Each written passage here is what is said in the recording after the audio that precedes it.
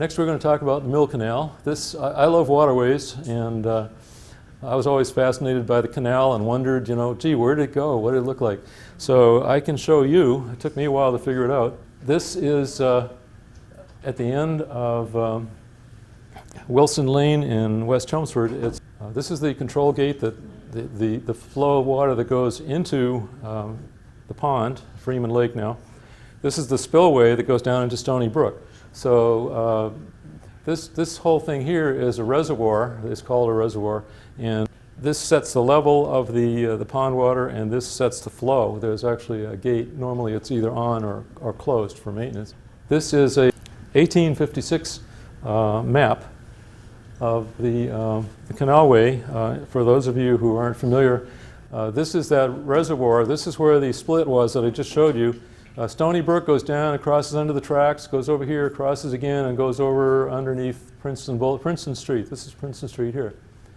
The canal goes over here underneath Meadowbrook Road. It goes into what was called Newfield Pond then, later Crystal Lake. This is 1856, it was called Newfield. And this is the canal going to the mills right here, and it goes over to the mill. I'll show you another chart a little bit later time. This is the feeder canal after it comes out of the control gate, and notice that there was a walkway, a kind of a towpath, and also used for maintenance, of course. And it's kind of a scenic place to walk, and people today will think, gee, could it be resurrected? And so there are people that are thinking about resurrecting the towpath. It's been improved since this point. The canal was actually raised by George C. Moore. Now we're on the other side of Crystal Lake, and this is looking back at the lake here. This is downstream going this direction. This is Spring Street here. That's the Spring Street Bridge. This is looking downstream now, the Spring Street Bridge.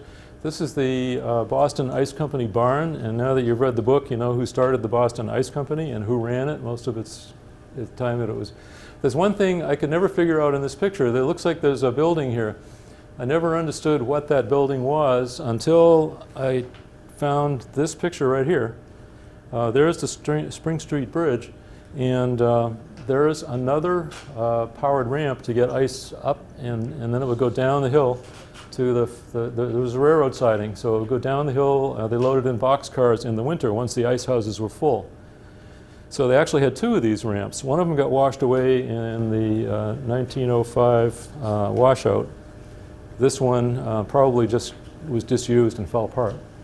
But that's the old Spring Street Bridge right there. Okay, this is the next chart. It's a little bit newer, 1889. And the canal comes in this way.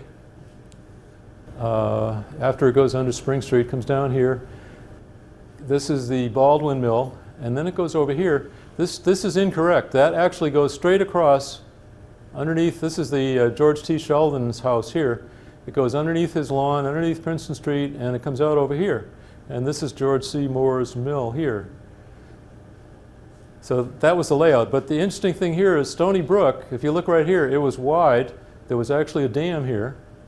And there was actually a mill, an old mill here. George C. Moore bought it. He ended up using this as a storehouse. And he tore down that dam. What he did was he corralled the river into a channel and built a 5-story tall building on top of it with a 7-story tall tower that those pictures were taken from that you saw. So this shows what the river looked like before. This is, I meant to show this right here. The canal comes right near the edge of the Baldwin Mill, and you can see there's an access road here. So in the next picture, this is the access road right here, and this is actually the wall that you see in the canal. There's actually a towpath on top, and then the canal's on the other side. And there's only one picture in existence, thank goodness, that shows what it looked like. And if you look here, the canal comes around the backside of the Baldwin Mill, which is here. And it comes down here. There's actually a gate where you can dump water. It goes down here. It comes over here, and there's a grate, and there's a tunnel that comes under here. This is George T. Sheldon's house.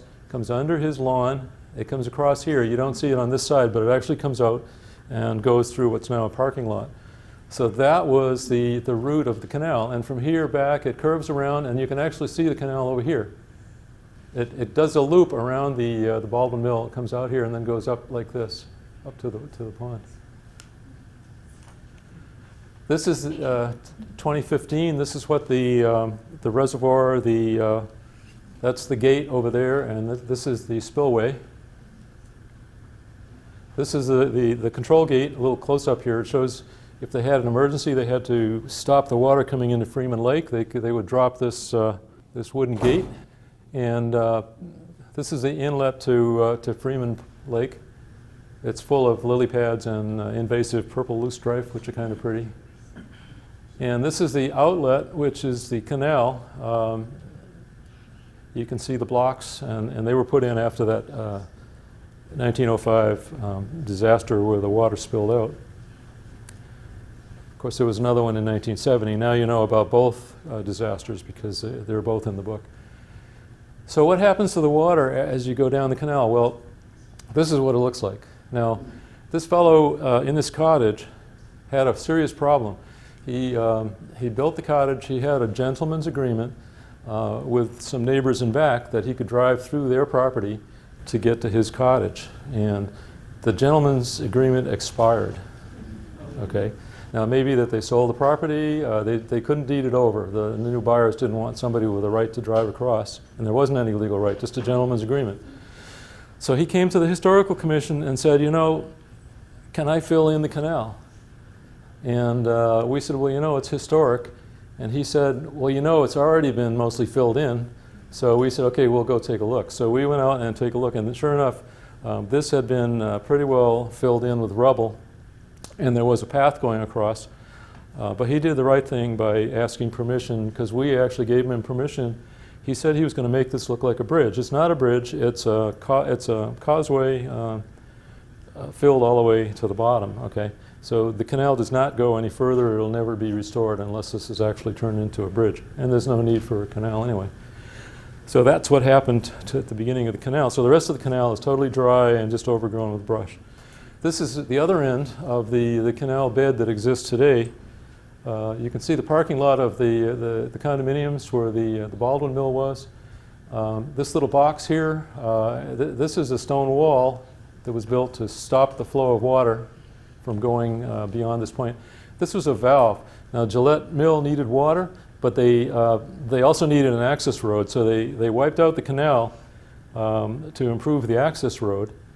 And they terminated it here and made a pipeline to get the processed water down to their plant for their scouring operations.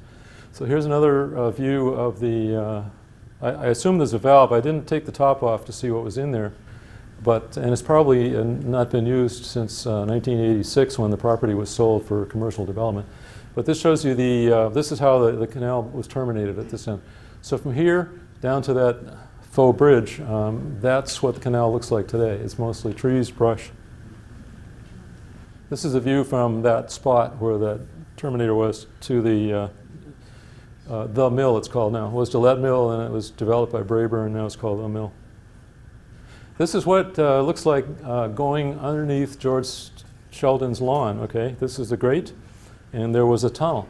And I thought you might like to see what it looked like inside the tunnel. I see some nods here. Okay, this was the lawn. This was George C. Moore's lawn.